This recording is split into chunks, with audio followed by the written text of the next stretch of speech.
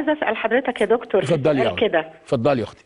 دلوقتي انا جوزي عاشرنا 30 سنه، وبعدين انا معايا 3 منه. ايوه. بنتي الكبيره معاها بكالوريوس تربيه، وابني الثاني بكالوريوس تجاره، بسم الله ما شاء الله، وابني الثالث في اولى ثانوي. حلو. فمن 4 سنين كانت بنتي مكتوب كتابها وطلقها قبل الدخله باسبوع، وخد الحاجه بتاعتها من ورانا وباعها ومشى وسابنا من 4 سنين. ده يعرف ربنا بقى. هفترض ان كلامك صح، طبعا انا ما بحكمش من طرف واحد. لا هو ما كانش كمان بيصلي، كمان ما كانش منتظم على الصلاه. يعني ولاده كانوا ينزلوا الجامع وهو نايم في البيت، وكنت اتكلم وازعق معاه على انه يقوم يصلي ويبص للولد الصغير ويقلده، ما كانش يرضى ابدا. وكنا كلنا بنصلي وبنصوم وهو لا.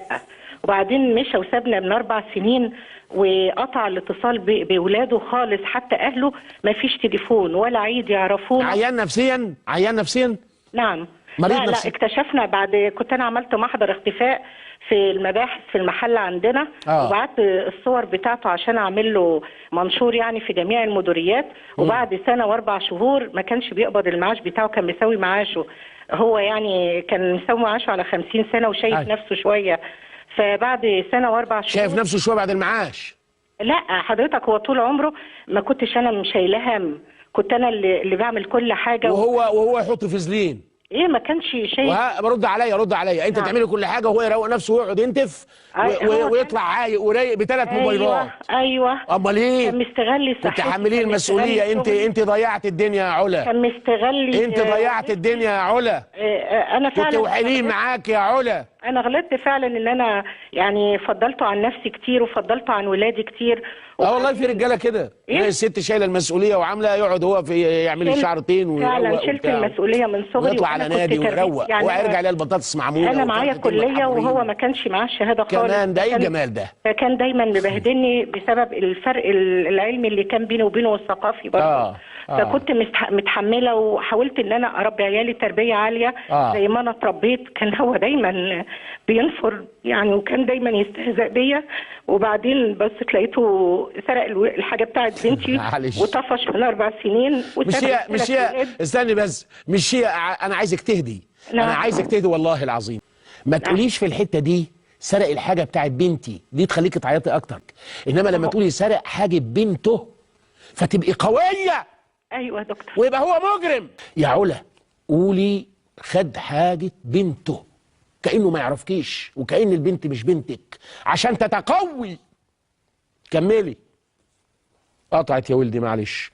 انا بس عايز اقول للاخ اللي غاب 4 سنين عن ولاده، علا ما دامت بتبكي اسمعوها وخدوها مني نصيحه. بتحبه وعايزه ترابه. هو من 4 سنين خلع، وواد طلع معاش بدري، وعلي بيه مظهر، والسبب علا وهي بتعترف. هو هيرجع اخر الليل بعد الله اعلم مكان فين، يشيش، يروح عند واحد صاحبه، يروح لواحده بيحبها. هيرجع اخر الليل صينيه البطاطس والفرختين متحمرتين، وعلا يا ولدي جنبه بتحط ايده على كتفه ونفسها ايه، ياكل ويتهنى. بيتي، بنتنا، ستنا، اختنا، عايزه كده. عايزه ده الراجل وخلفنا منه. الميراث بتاعنا بقى، الميراث بتاعنا هنعمل ايه، ونصيبنا وكل شيء نصيب. وهو والله ما هو نصيب، عكه وقع سودة، اختيار منيل. ده اللي يرضي ربنا وقابله عليه. نصيب مين؟ هرجع تاني واقول نصيبك يعني مناخيرك، لون عينك، طولك او قصرك، ابوك، بلدك. ده اللي ملكش فيه يد. انما تختار حد تتجوزه وتقول نصيب، لا. قال اختار، وقال على الدين، وقال إن جاءكم من ترضون دينه وخلقه فزوجوه، وقال يا معشر الشباب من استطاع منكم الباءة فليتزوج، وقال للبنت اختاري صاحبي، وقال للولد اصفر بذات الدين. اختيار. احنا مش بنختار، احنا بننعك وبنندب وبتقع الفاس في الراس، وفي الاخر نكتشف ان احنا مش لبعضينا عشان كنا مستعجلين وعايزين نلم الدور.